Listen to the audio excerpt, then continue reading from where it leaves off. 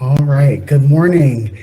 Thank you for joining us for day two of the 2021 Arts Leadership and Advocacy Seminar online. My name is David Holland, and I'm the Director of Impact and Public Policy at WestAF. I'm an African American male with brown skin and a clean shaven head and face. I'm wearing a blue shirt. I am sitting in pretty much an all white environment. It's all white behind me in my background. So, first, a few housekeeping items. All mics will be muted and cameras off for the duration of the session. If you have a question, please write it using the questions feature by first clicking on Live Now and then Questions. You'll see a question mark to the left. On the left-hand navigation, you'll also see Ask a Question.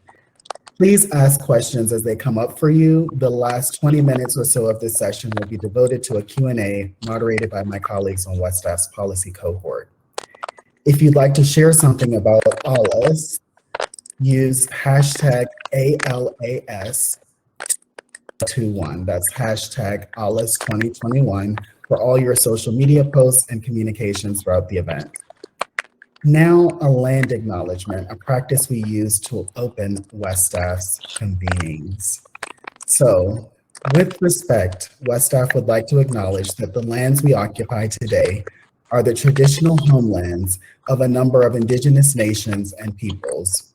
We recognize that we are talking in an open space, but that the places we are in physically in what is now the Western region and across the United States are also the current and ancestral diverse indigenous communities have lived, gathered.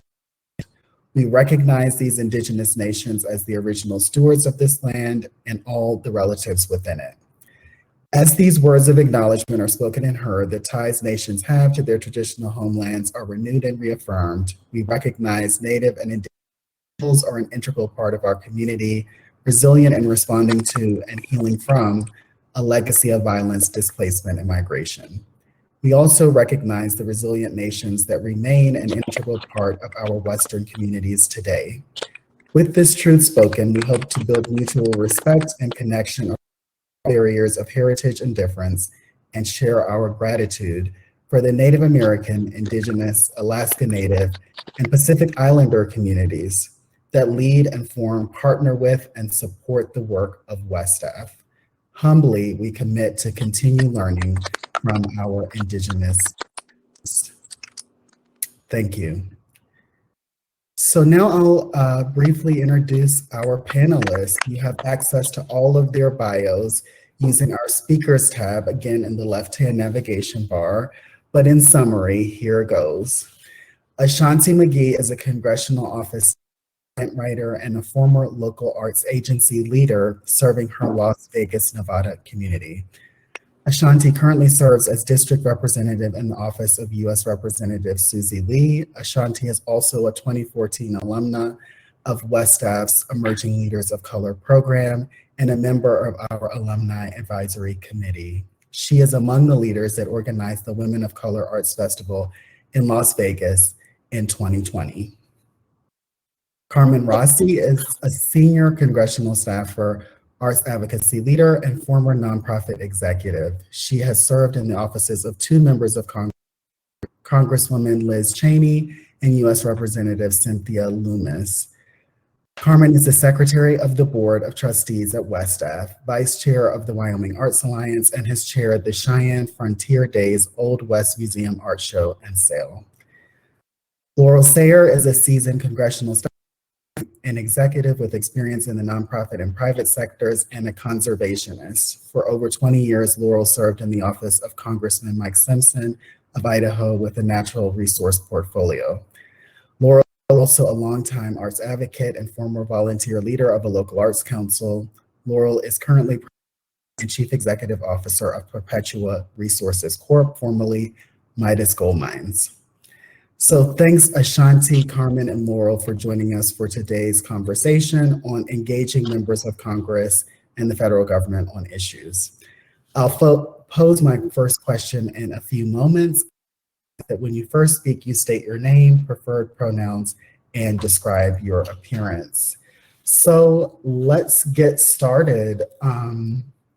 My first question is really going to be around, we talked about in our framing conversation, the vital importance of engaging congressional staff when you're undertaking advocacy. So I think we'll start there and just speak to why is it so vitally important to engage congressional staffers as you're thinking about how to engage a member of Congress.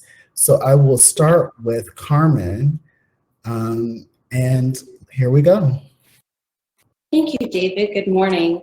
I'm Carmen Rossi, she, her. I'm a white female with long blonde hair and red highlights, and I'm wearing a black jacket with an all-white background. So I think that's a really great starting point as you build your strategies to engage members of Congress. You'll want to work on dual relationships with DC staff and district staff. And the district staff might be the most easy and natural relationship to cultivate. And the district staff, I think it might help by understanding how district staff works, what they do in their office, which is to be really involved in the community and meet with people. So, you know, they're available to go to your meetings, write letters for you, and they read the newspaper and they report on those meetings and they report on the news and the things that are happening in the community for the member. And I think that that's a really strong place to start. Great. I'll ask Ashanti, what are your thoughts on why it is so vitally important for people who are looking to engage a member of Congress to develop relationships with staff? Absolutely, thank you. My name is Ashanti McGee. I'm African American. My pronouns are she, they. I'm wearing fuchsia glasses. I'm not sure if you can see me. I think I'm getting, I'm losing my video, but I'm wearing fuchsia glasses. My hair is pulled back in large braids, and I'm wearing a polka dot blouse with a tweed sweater. I couldn't agree more with Carmen. Being a congressional staff member, you have to, you're really close to what's going on in the community, the local community. So we like to go to actual engagements, different events that different organizations are having. We were able to even help create roundtables for the organizations to meet with the congressional member. Sometimes, sometimes I'll get a text or an email. And so you have a close and direct response, and that information, whatever information that you give to that staffer can go, the district staffer can go directly to the member or to the team of the member. So you can get a lot of responses and updates very quickly. All right. Your turn, Laurel. What do you think about why it's so vitally important to develop a relationship with staff as you seek to develop relationships with a member of Congress? Thank you, and thanks for this opportunity. My name is Laurel Sayer, and my pronouns are she, her. I am a white female and have graying hair. That's the reference that David said to seasoned former staffer. And I'm wearing a cream and black floral shirt with a black sweater.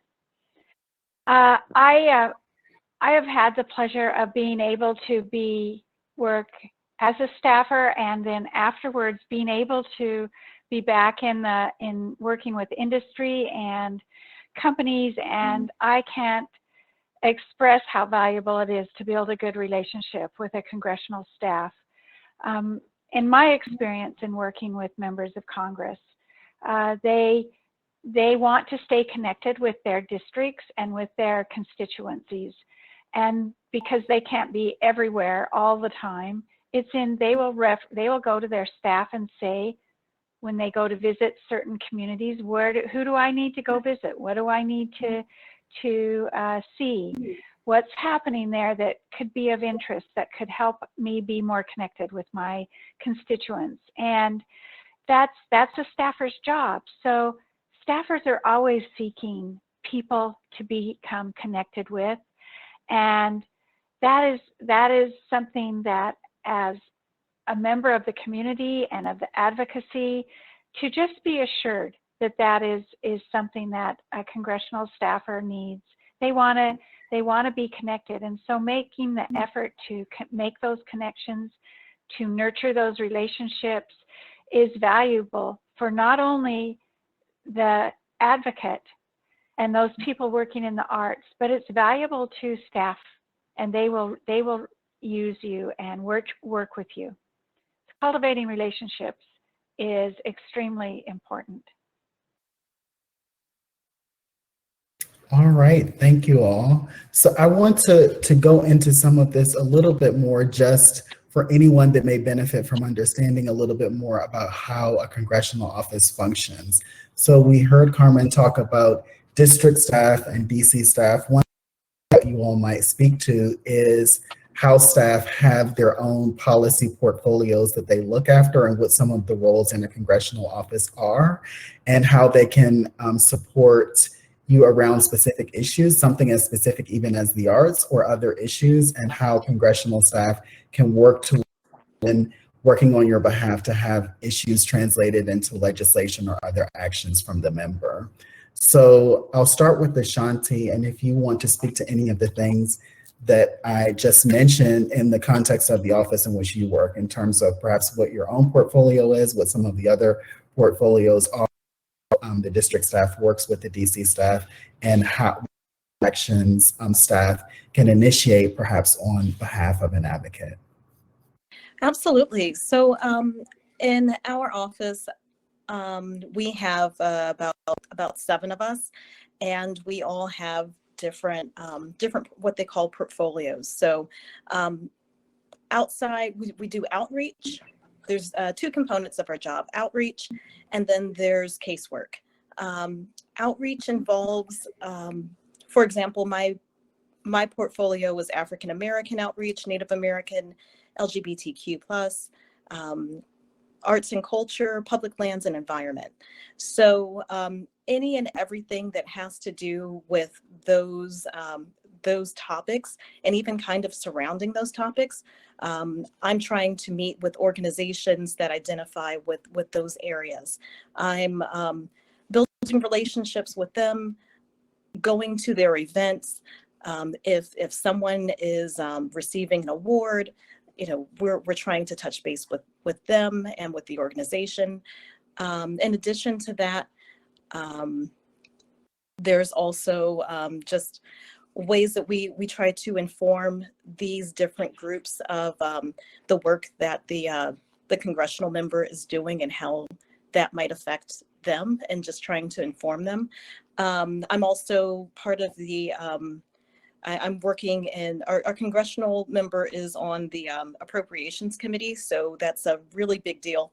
And so particularly in the Environment and Department of Interior sphere, and I handle those areas. So right now we're really focusing on just trying to find out what needs are needed in Nevada as far as allocation for funds, for federal funding.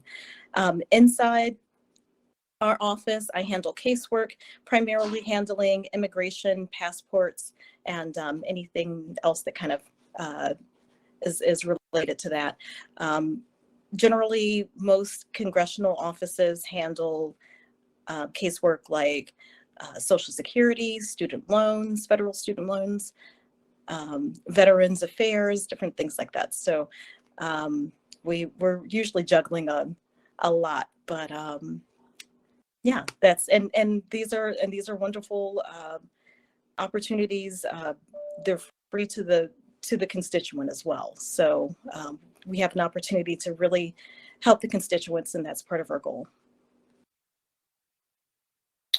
Wonderful. That is a great overview. I'm going to bring Laurel into the conversation, and perhaps you can speak to the portfolios that you were responsible for when you served with a member of Congress, and how all of that works, and how you may have worked with the DC office, and et cetera.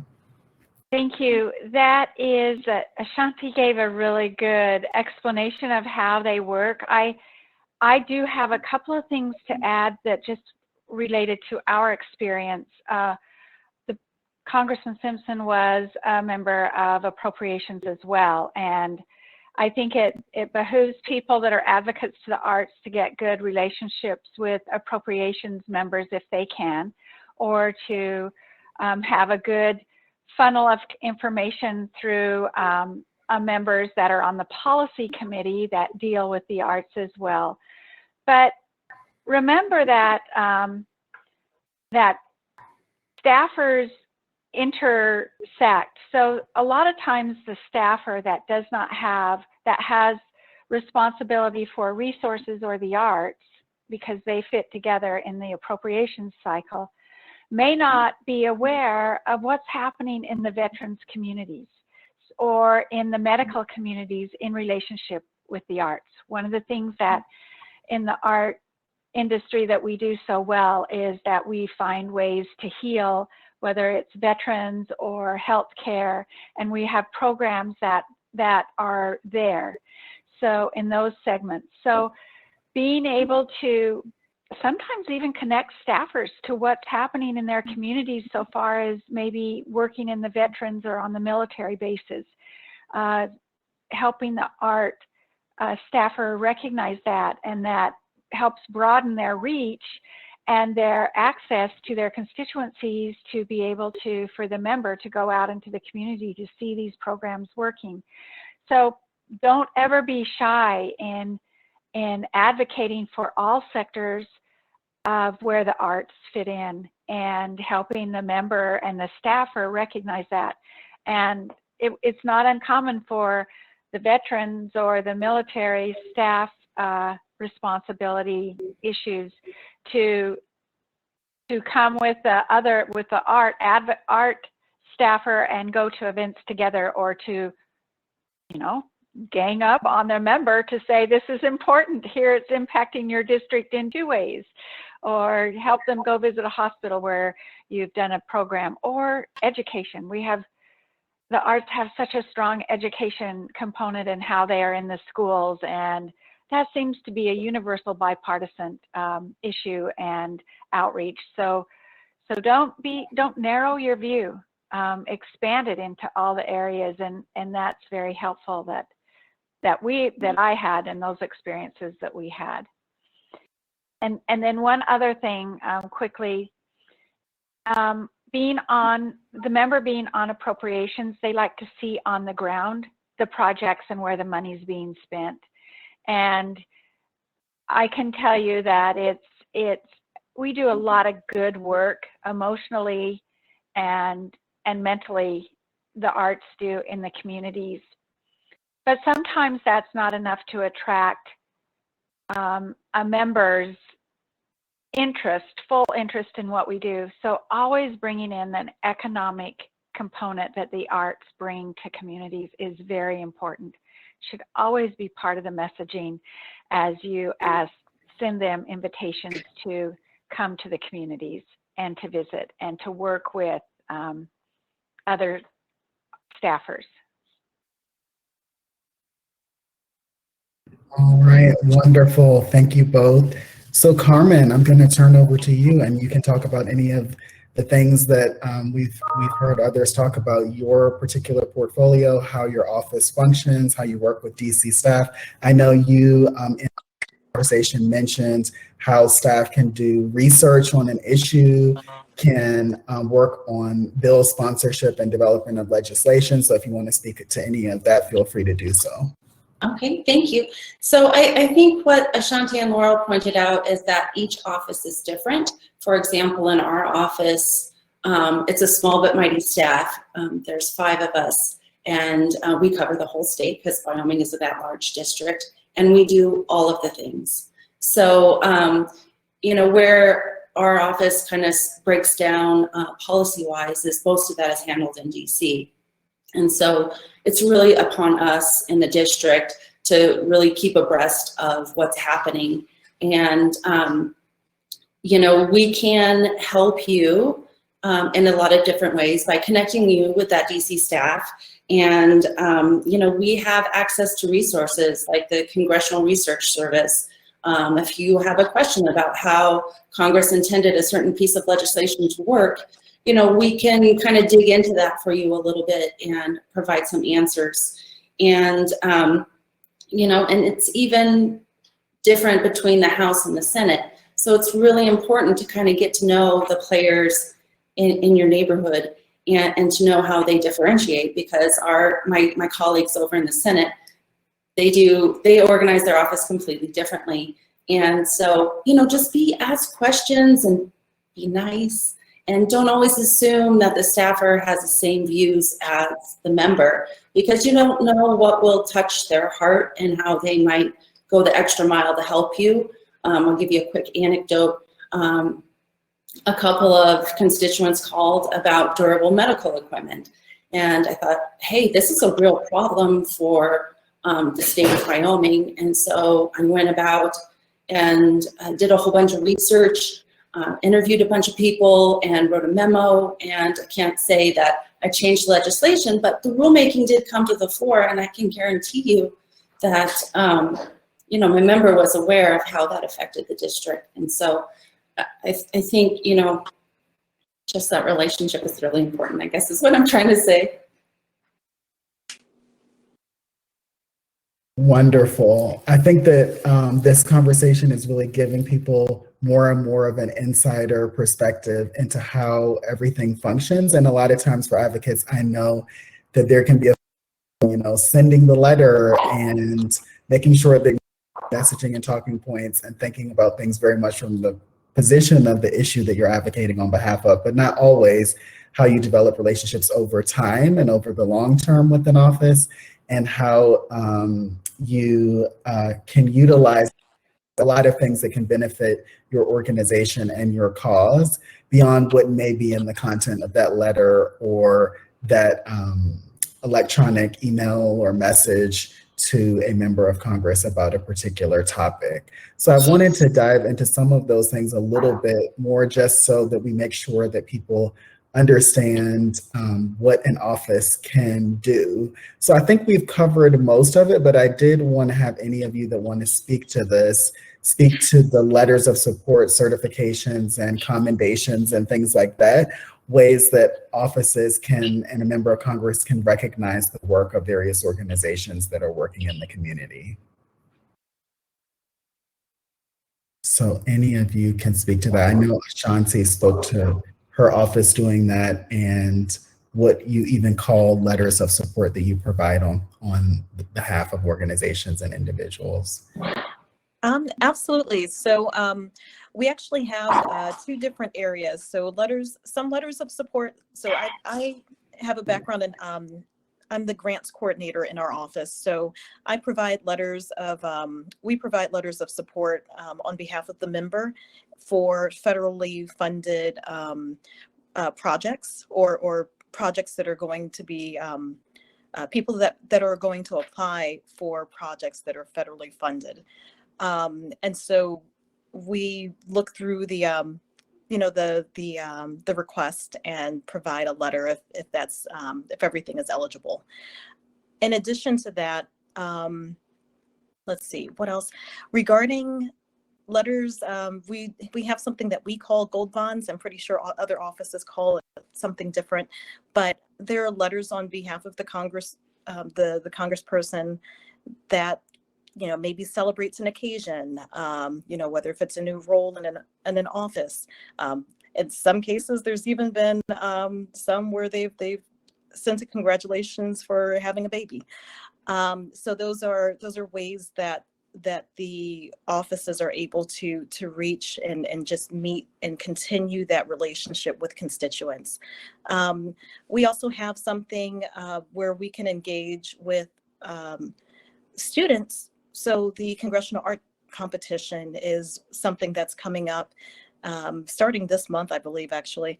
And so we contact high school students and, well, the schools rather, and the students provide artwork, and the first prize artwork actually goes to DC, in an area where people around the members can actually see, and the members and staffers can see, and it's a really lovely celebration. We also have the Congressional App Challenge, which engages middle school and high school students in creating apps. And the students, unfortunately, with COVID, we weren't able to really celebrate the way that we had in the past, but the students of each congressional district go out to DC and get to show their apps. So there's a lot of different ways that you can engage with the congressional office.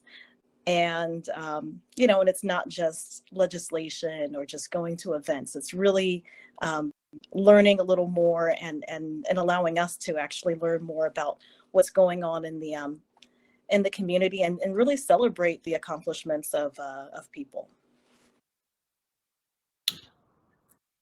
Wonderful. So I know we had a whole discussion around the congressional art competition. So Laurel, if you want to speak to how that worked when you were in a congressional office and how you leveraged, members of the Congress's family in that process, and how organizations might think about that as well, that beyond the member, there are ways to develop other relationships even that can be supportive of your cause and projects that you think are important. Sure. When we first started, we became aware of the Congressional Art Contest, and it was probably one of the first year that the congressman was elected. He is a watercolor artist, so he was interested in this type of thing as well. And so we made an effort to really broaden it and to get out there, and we sent letters to all of the high schools, art teachers. It's trial and error. We recognize that the first year that sometimes sending a letter to a high school teacher doesn't help, but you need to get to the principal and the high school art teacher. So you need to fine tune that and see what works to get out there. But we probably had maybe 3 entries when we first kicked this off, 3 or 4 entries, and then we expanded it. And by the time, after about a 10-12 year period, we had hundreds of entries from the high schools in our congressional district. And knowing that this was pretty large, and we organized, and we got a local art gallery in charge of it, and we were able to get that executive director of that local art gallery in supportive of it, and they did a whole exhibit. So they would exhibit every entry, and then open it up, and the people could come in and visit, and all the families would do that. And then we selected the winners and had a little ceremony with refreshments. And when the congressman could come, he did come, but sometimes, as schedules are with Congress, that they are in session and they aren't able to come. So we decided to engage the congressman's wife in this, and Kathy became a very large participant in this. And she loved art. She has a great eye, and we had a professional jury of the pieces by artists in the community. But then she would come and she would lead off the presentation and the reception, and she just led the whole program. She now is a board member on the Idaho Falls Arts Council too, and just became engaged in this community. And it's a fun event. It gets good press, throughout the district, and it's a great outreach. And you get to just speak at this reception. Not just the winners come, but it's also everybody that that exhibited, that was the selection of their high school to come and have it exhibited, and they're there with their parents to see their work exhibited in a gallery. And it's such a great advocacy tool for the arts. And you get to, this is kind of even emotional for me, you get to talk to the parents and the student and hear why they created the piece they did, or how the arts has helped them in their life. And that's what we do. That's what we do best in art advocacy. And that's just a great experience to be part of that.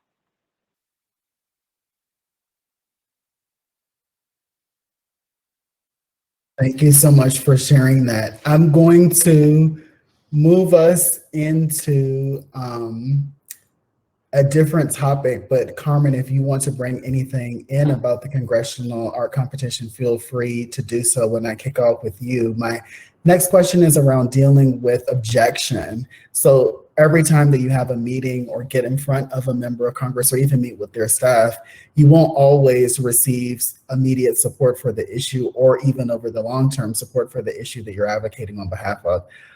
Some members do not necessarily support expansions in federal various types of programs in the arts in particular. So how would you suggest that advocates think about dealing with objection as they're seeking to develop relationships with a member of Congress in their office? That's a great question, and a toughie, right? Especially for those of us in Tea Party states. But first, I just want to go back quickly to the competition to mention poetry out loud. You know, don't feel bad about using children to help you get that meeting with your member. Everybody loves children. They want to meet with them. They want to celebrate. They want to congratulate. So if you are, if you know of your students or youth that are going to DC to be celebrated for some type of arts reason, or even in any H award, anything like that, make sure to stop by the member's office and say hello. They will be glad that you did. But as for you know, members that may not be supportive of fiscal measures to be, you know, increased appropriations, I think it's important at that point to really listen to what they have to say. You know, you might be in your meeting and they will flat out tell you that the Bureau of Economic Analysis is fake numbers. And so that could be discouraging to you, because I'm sure you've put a lot of time and thought into your strategy and your approach on how to, what might make sense for that member. But I think that's also a real opportunity to kind of get more in touch with the DC staff and make sure that they know about how the arts are impacting local communities and what value that they do provide. And telling those stories that Laurel pointed out are so important and impactful. That would be my best advice. Keep after it, sorry. Absolutely. Ashanti, what might you add to that about how you deal with these types of objections, how advocates should think about approaching developing relationships with a member of Congress and their team, even if that member is not going to be voting on behalf of appropriation increases and things like that? Absolutely. I'd say, honestly, just be persistent. And sometimes there are times where the member, it's not even something personal. Sometimes it can just be at the wrong time. And just finding ways that you can better engage with the, whether if it's the staff or the member.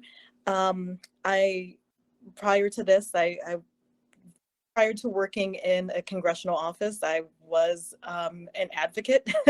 And so there were times where other advocates, we would actually work with other advocates from other states and kind of seeing, you know, who actually which representative spends time with other representatives, which ones are actually, you know, kind of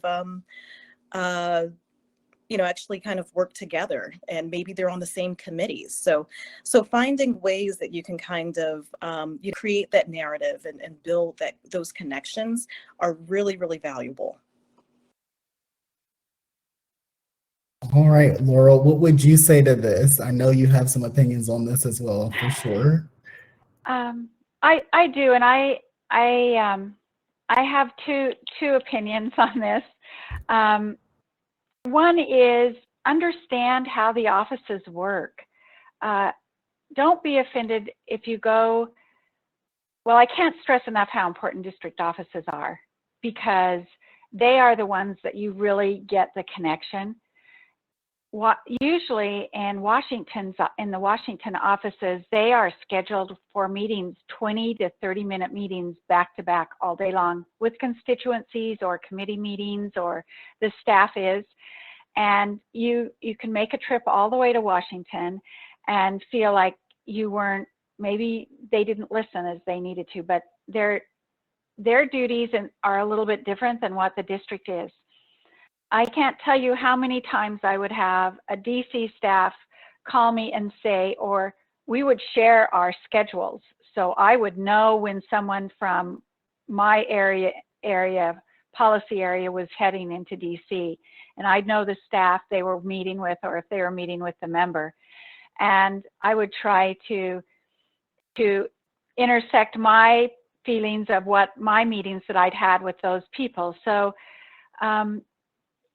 I would make sure that the district staff knows you're going to DC and you're going to be speaking to this staffer or this staffer, and say, hey, will you advocate for me, or just tell them that that's where you're headed, so that they can share what experiences or the relationship they have with you. Again, stressing how important it is to have a district staff relationship. And then, because of being in a red state, Idaho, and knowing sometimes that the public funding for the arts is not perceived by everyone the same, I can't emphasize enough how important it is to say thank you. Say thank you for what funding you've received in whatever you're advocating for in the arts, or say thank you that the congressman had stopped by, or his wife had, or the staff has. This is how the staff, we are interacting. They took a meeting with me in their Boise office, and express your gratitude, because right now politics are kind of ugly and there's a lot of voices out there yelling and screaming and shouting about different things. But if you really want to get the attention and build a relationship, you've got to be able to be saying thank you, and you've got to be open to listening to what they have to say, and then finding a way come together on how you can build support with each other, even if it is not support in funding, if it is support to just come visit your project and see what you're doing. So I just can't say enough how that there are days when these staffers go home and all they've heard is what they're doing wrong. Boy, it really does. You really stand out when you start saying what they're doing right. So I really can't emphasize that enough. All right, wonderful. In a few minutes, we're going to move into questions and answers. To open it up now to have you all speak to any things that you would say are a call to action. And I think some of the opinions that Laurel just shared are calls to action in and of themselves. What are there other calls to action that others would like to share with our participants, Carmen and Ashanti? I have a quick note about what Laurel said. I think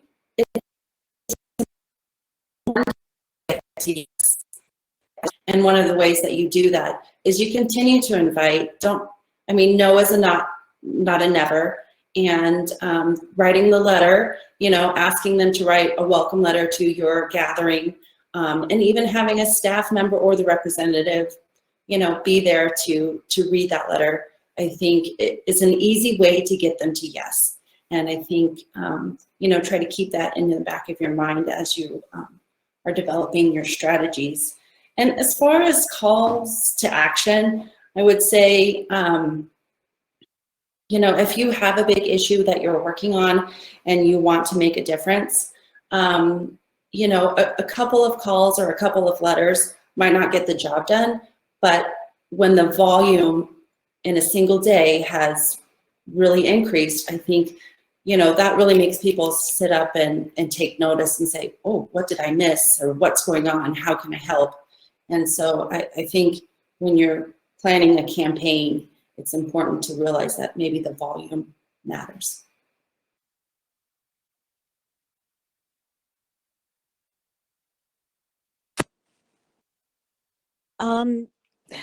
Yeah, I couldn't agree more with both of these responses.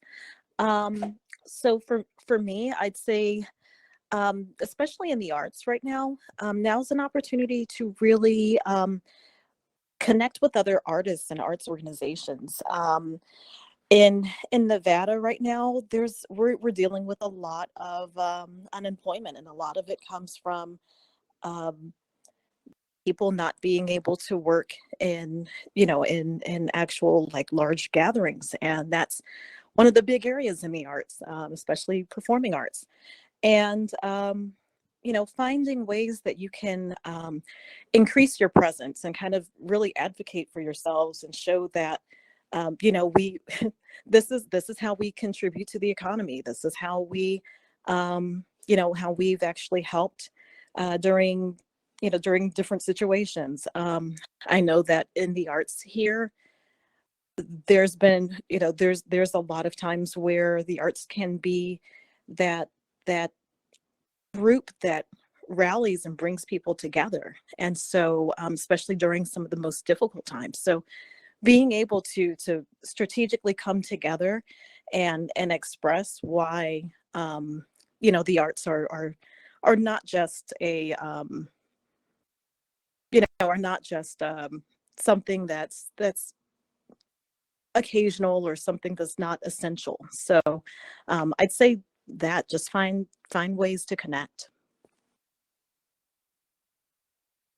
That's a great point. And before I hand over, I will drill into that just a little bit, because I know we spoke even when people are thinking about their meetings and meeting with a member or meeting with their staff, who should be in the meeting, and this notion of bringing people together and perhaps forming a coalition. Does anyone want to speak to who you think should be in the room in that kind of meeting, and who it's useful to have with you in conversations?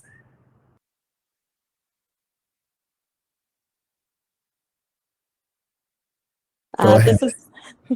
This is Ashanti again. We're actually going through that right now. A lot of times we're, let's see, right now we have a few organizations looking to meet with us from both the commercial sector and nonprofits. Typically, these are people that have those numbers on how the arts are being affected, along with individuals that might be really well known in the community that can really speak on how it's affecting the arts organizations. State advocates, or even large flagship organizations can also help, but even some of those really small organizations that that seem to be everywhere all the time and advocating for individual artists as well. So I'd say find ways to show how diverse the arts are, and try your best to have those represented.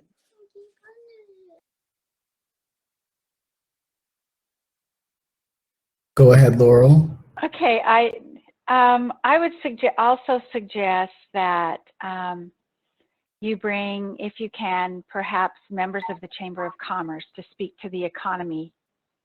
Maybe economic development. I don't know how other states are set up, but perhaps state economic development out of your region, offices that work with the arts and can speak to, or downtown redevelopment folks that talk about how during COVID, not having events impacts the economy, but also during good times, how that it does. Bring in those folks that are not necessarily associated with the arts per se, but that see and benefit from the economic development that the arts brings to the individual communities. And that's the beauty of working with House members and with congressional districts, because they're smaller than a senator and a statewide. You can really focus in on the local, and you can usually find people that know the member or people that know the member's staff. And having that person in the room really helps too. All right. I'm going to hand over to my colleague Justine, but I also invite you give your responses to any questions. If you have things to add about who should be in the room, please feel free to do so. So this has been a great discussion. I'm going to hand over to my colleagues in the policy cohort now. The policy cohort is a group of team members across the organization who work alongside our Alliance's Advocacy and Public Policy department to move forward our work and our commitment and advancement of West Staff strategic plan. So Justine Chappell is the communications and coordinator here at West Staff in our cafe team, and she's also co-leader of the policy cohort, and she'll moderate this portion of the program. Thanks, Justine. Thank you, David, and thank you so much to our speakers today. So far, we've had a great discussion, and it's been really incredible to hear about all the different ways that the public can work with members of Congress. And just a reminder to the audience, if you'd like to pose a question, you can do so by clicking on the Live Now button on the menu and click on Questions. And then you can type your question there. And if we have enough time, we'll get to all of them. So I'm going to start by introducing this question from the audience, talking about the support form letters and the call to action letters that are sometimes created by large advocacy groups who ask members to send to their elected officials. With volume being so important, how successful are these letters and phone calls? Carmen, I'll start with you for this one, but then if any of the other speakers have anything to add, we can move on to you. Sure, certainly. Well, I don't mind a form letter because it gets my attention and I succinctly know what is the issue. I do think it would be nice to know how specifically that the issue matters to you. But I think in terms of, getting attention, I think, the quick 30-second call, my name, I live in your district, this is important to me, thank you, goodbye. It doesn't have to be a long conversation, but I think it will get you attention in the long term. And like I said, our office doesn't mind a form letter because if the volume is there, we know that it's significant enough to pay attention to. Thanks. Ashanti, in your experience, what do you think about this question? How successful call to action letters or support form letters are?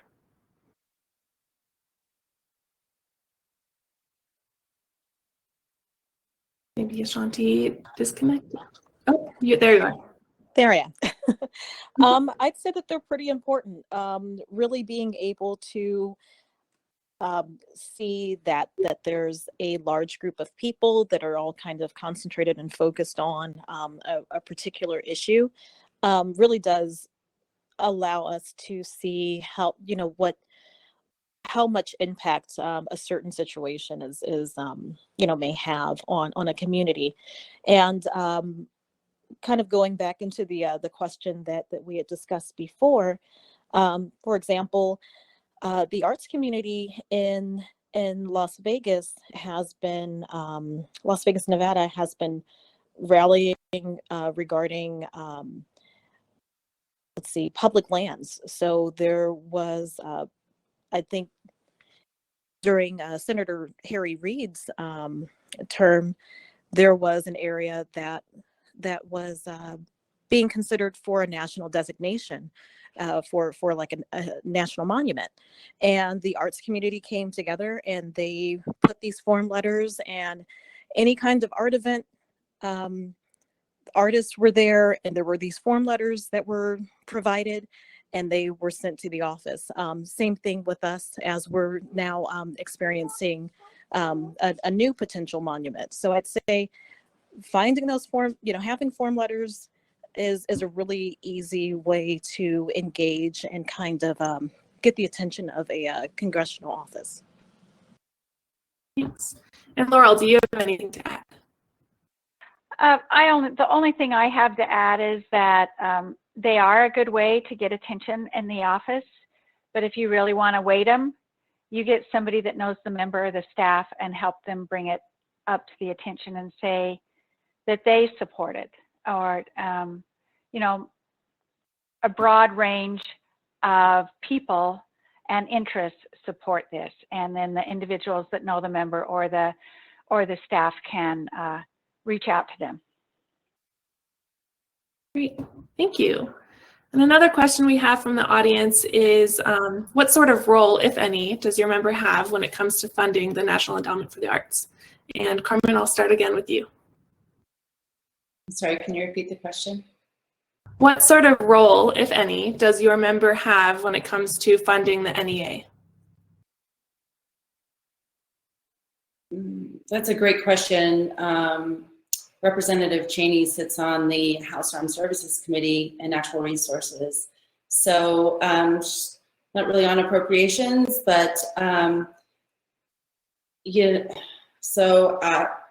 think obviously I have no answer. I'll stop there. No answer is okay. And I'll just open it up, either Ashanti or Laurel, if you have anything to speak to that question.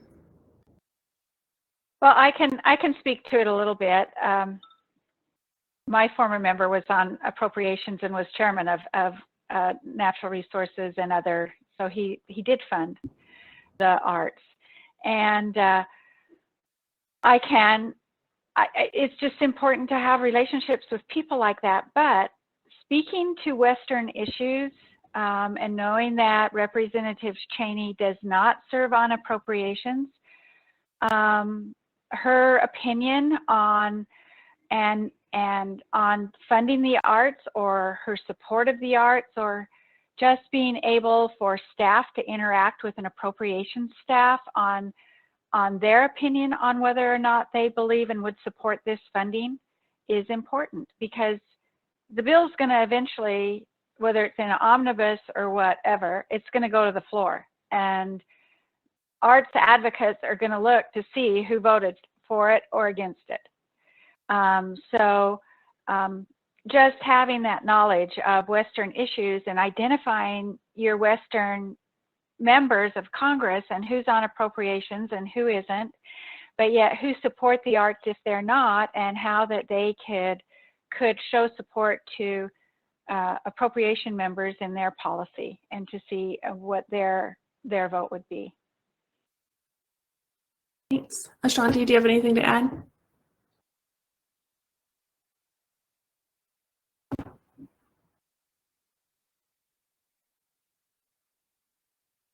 If you're there. I'm not sure. Oh, Okay. Ashanti's coming. Sorry about that.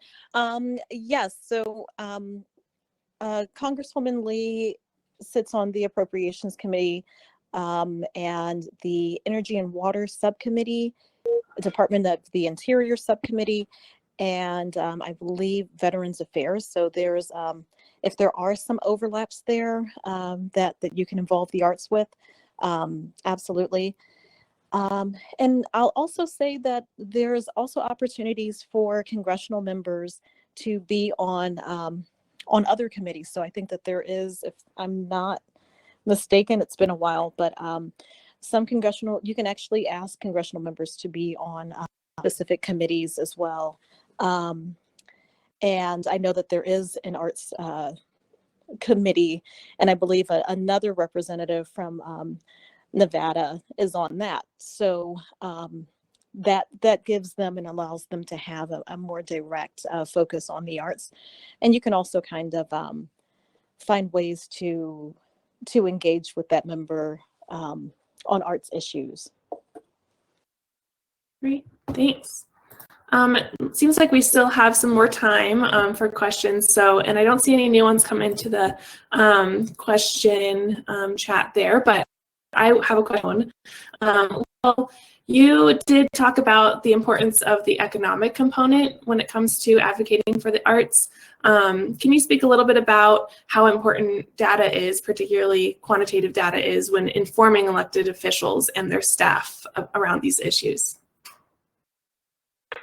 Did you direct that to me? I couldn't tell, it broke up a bit. Yes, I did. If you want to start us off with that, that'd be great. Okay, sure.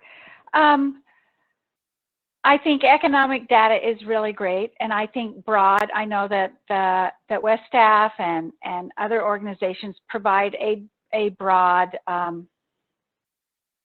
numbers. I know that West Staff can focus on the West, but I think there are also state pages that you can use. And I think it's important for you to become familiar with those state pages that identify the numbers that the state in your state contribute to the arts. But I really emphasize the fact that know your member's district, know and get familiar with that sheet, and then what places and what districts and art programs are in his district and how they impact the economy in his district. And for us, Idaho, we're a rural state, and we have found that arts councils and bringing and theaters and in these little small communities are a big economic boost. And having those numbers available, many members don't recognize that. And I think that it's important that you focus on those things. And in the West, most of our states have a large rural area, and you can have a small theater or performing art organization that can impact that community's economics, sometimes 2-3 times. So be familiar with that. That's why I emphasize the fact of having a Chamber of Commerce member, or maybe somebody from the City Council be part of your group that goes and meets with the congressional staff and or the member. Thank you. This is Carmen. I might add, somebody from the Department of Tourism can help you bring home that cultural tourism aspect and that data. And as far as the NEA data, I think it's also really important to show how much money your state gets, where it's distributed. Hopefully it's equally distributed over your region. And it's really important to show how those dollars are impacting that community as well, I think. Okay, thanks. And it seems like we're close to time, but Ashanti, unless you have anything you want to add, I do have one more question from a participant. Maybe I'll just start this question with you, and then if you want to speak to the other question too, you can do that. So one question we have is, how do I find a relevant ask for members of Congress when the broad picture of arts advocacy nationally isn't my wheelhouse? Instead, state issues are my wheelhouse. So Ashanti, if you want to start us off with that. Absolutely. And I didn't have any additional information for the regarding the other question. I thought all of those answers were absolutely important. And as far as national or more local arts issues, I'd say honestly, this is an opportunity where you can really highlight how the arts impact your local community. Being able to show I believe, was it Laurel that said this about rural communities? Rural communities are so important, and it's one of those things that makes us a little more different than other areas. We have such a large rural rural community, or just large rural areas. And a lot of times these arts organizations are really that flagship organization that really connects those communities. So really being able to find out how the arts impact your area locally is really important. Whether if it's economic drivers, one thing we had mentioned, there was an amendment that was added regarding Save Our Stages in our state, and one of the drivers was because of rural communities and having, I'd say, Burning Man, for example. I believe this annual event brings in, it ends up making an area in northern Nevada one of the largest areas. I think it's like the 5th largest town, just for a week, and understanding those areas and understanding why, that those specific and unique events are so important in that particular area can really explain and express why the arts are so crucial. All right, thanks, Ashanti. We're at time, so I'm going to thank the panelists. Thank all of you for offering so much sound and very practical advice to our participants today. Thank you, Justine, for moderating the Q&A, and thanks to all of my colleagues for everything that you've done to make this event possible. We hope that you can attend the last session of the day that starts at 12 noon Mountain Time. Thanks again for joining us for ALIS 2021. Thank you. Thank you.